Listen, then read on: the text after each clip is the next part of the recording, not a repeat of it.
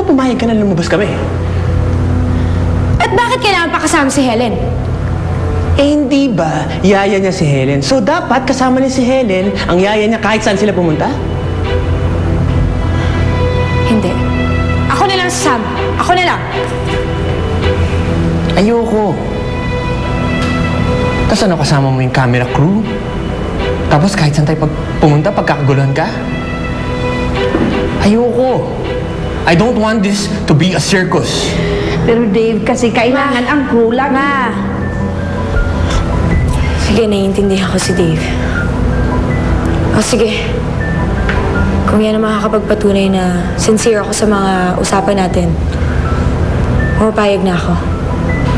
Alam ko naman magiging masaya si ninyo eh. Thank you.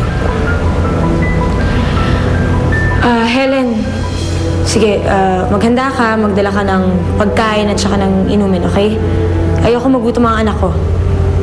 Minsan na siya nagutom sa piling mo. O ano pang hinihintay mo? Ihanda mo na yung gamit ninyo.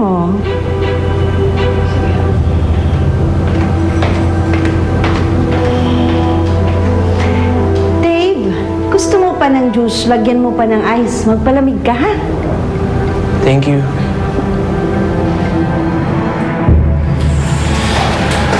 O ano? Nag-iinarte pa rin si Paula? Sabi ko naman sa'yo, huwag mong dala ng pagkain eh. Mawiwili yan, di naman sa bisita dito ah. Binigla mo naman ata kasi kagabi. Kaya ayun, ayaw lumabas ang kwarto. Binigla?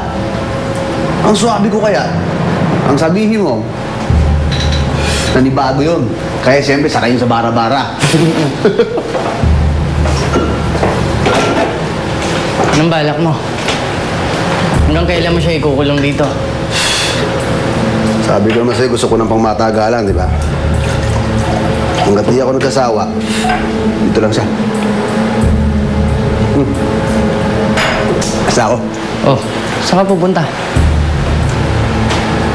Gusto kong bisitahin yung atin niya. Teka, sabi mo patatahimikin mo na siya. Kasi nasa'yo na si Paula. Alam mo, sinabi ko rin dati, hindi na ako papatay eh. Pero pumatay ako. Alam mo ikaw, nakakilala mo lang si Paula kung ano na iniisip mo. Salamat ka, hindi ako siloso ah. Sige na, bantayan mo siya.